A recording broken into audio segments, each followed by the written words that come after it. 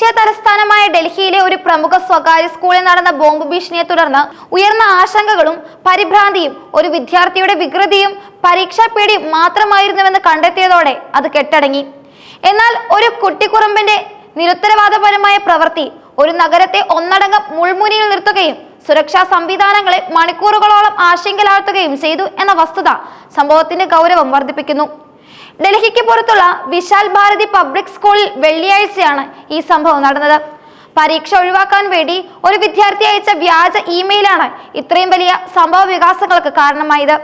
കേസിൽ പ്രായപൂർത്തിയാകാത്ത വിദ്യാർത്ഥിയെ അറസ്റ്റ് ചെയ്യുകയും ജുവനൈൽ നീതി വകുപ്പുകൾ പ്രകാരം തുടർ നടപടികൾ സ്വീകരിക്കുകയും ചെയ്തു. വ്യാഴാഴ്ച പശ്ചിം ബിഹാർ ഈസ്റ്റ് പോലീസ് സ്റ്റേഷനിൽ ലഭിച്ച PCR കോളാണ് സംഭവങ്ങളുടെ തുടക്കം. വിശാൽ ഭാരതി പബ്ലിക് സ്കൂളിലെ പ്രിൻസിപ്പലിന് സ്കൂൾ പരിസരത്ത് ബോംബ് വെച്ചിട്ടുണ്ടെന്ന് അവകാശപ്പെടുന്ന ഒരു ഭീഷണി ഇമെയിൽ ലഭിച്ചതിനെ തുടർന്നായിരുന്നു ഈ ഫോൺ കോൾ. വിവരം ലഭിച്ച ഉടൻ തന്നെ ഡൽഹി പോലീസ് പ്രതികരിച്ചു. ബോംബ് ഭീഷണിയുമായി ബന്ധപ്പെട്ട സാധാരണ പ്രോട്ടോകോളുകൾ നടപ്പാക്കുന്നതിനായി ഒന്നിലധികം പോലീസ് ടീമുകൾ ഉടൻ തന്നെ സ്കൂളിലെത്തി. ഒരു മുതിർന്ന പോലീസ് ഉദ്യോഗസ്ഥർ പറയുന്നതനുസരിച്ച് കെട്ടിടം ഉടൻ തന്നെ ഒഴിപ്പിച്ചു. Bomb disposal squad, fire department എന്നിവയിൽ നിന്നുള്ള ടീമുകളെ വിളിച്ചു വരുത്തി സമഗ്രമായ പരിശോധനകൾ നടത്തി. സ്കൂളുകളിലെ വിദ്യാർത്ഥികളെയും ജീവനക്കാരെയും സുരക്ഷിത സ്ഥാനങ്ങളിലേക്ക് മാറ്റി. പരിഭ്രാന്തരായ രക്ഷിതാക്കൾ സ്കൂളിന് പുറത്ത് തടിച്ചുകൂടി. പലതരം ഊഹാപോഹങ്ങളും അഭ്യൂഹങ്ങളും പരന്നു. മണിക്കൂറോളം നീണ്ട പരിശോധനയ്ക്കൊടുവിൽ സംശയാസ്പദമായ ഒരു വസ്തുവും കണ്ടെത്തിയില്ല എന്നതും ഭീഷണി വ്യാജമാണെന്നത് പ്രഖ്യാപിച്ചതായും അധികൃതർ അറിയിച്ചു. ഇതോടെയാണ് എല്ലാവർക്കും ആശ്വാസമായത്. വ്യാജമാണെന്ന് ഉറപ്പിച്ചെങ്കിലും ഭീഷണി സന്ദേശം അയച്ചവരെ കണ്ടെത്താൻ പോലീസ് വിശദമായ അന്വേഷണം ആരംഭിച്ചു.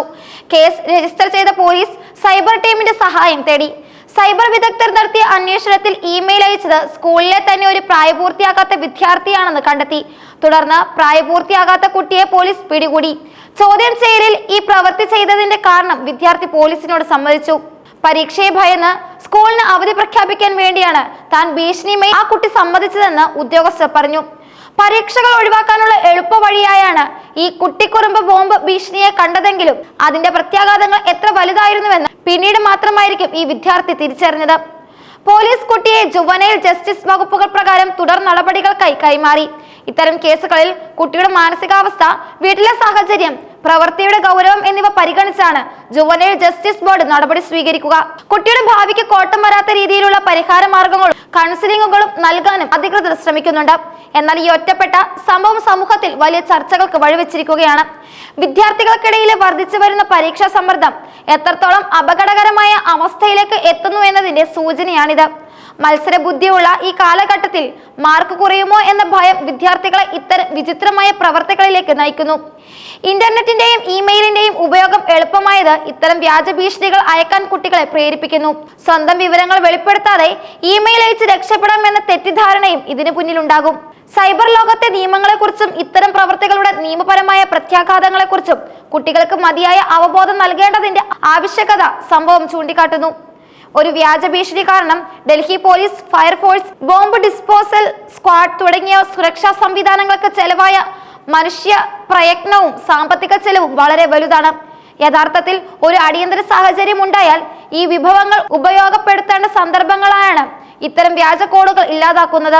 വിദ്യാർത്ഥികളിലെ മാനസികാരോഗ്യ പ്രശ്നങ്ങളെക്കുറിച്ച് സ്കൂളുകളും രക്ഷിതാക്കളും കൂടുതൽ ശ്രദ്ധ പുലർത്തണം. ഇത്തരം ഗുരുതരമായ കുറ്റകൃത്യങ്ങളിൽ നിന്ന് കുട്ടികളെ പിന്തിരിപ്പിക്കാൻ നിയമപരമായ പ്രത്യാഘാതങ്ങളെക്കുറിച്ച് അവബോധം നൽകുന്നതിനോടൊപ്പം കൗൺസിലിംഗുകളും അവരുടെ സമ്മർദ്ദം ലഘൂകരിക്കേണ്ടതും അത്യാവശ്യമാണ്. ബോംബ് ഭീഷണി പോലുള്ള വ്യാജ കോഡുകൾ രാജ്യത്തിന്റെ സുരക്ഷാ സംവിധാനങ്ങളെ ദുർബലപ്പെടുത്തുകയും പൊതുജനങ്ങളുടെ ജീവനും സ്വത്തിനും ഭീഷണിയാവുകയും ചെയ്യുമെന്ന വസ്തുത യുവതലമുറ തിരിച്ചറിയേണ്ടതുണ്ട്.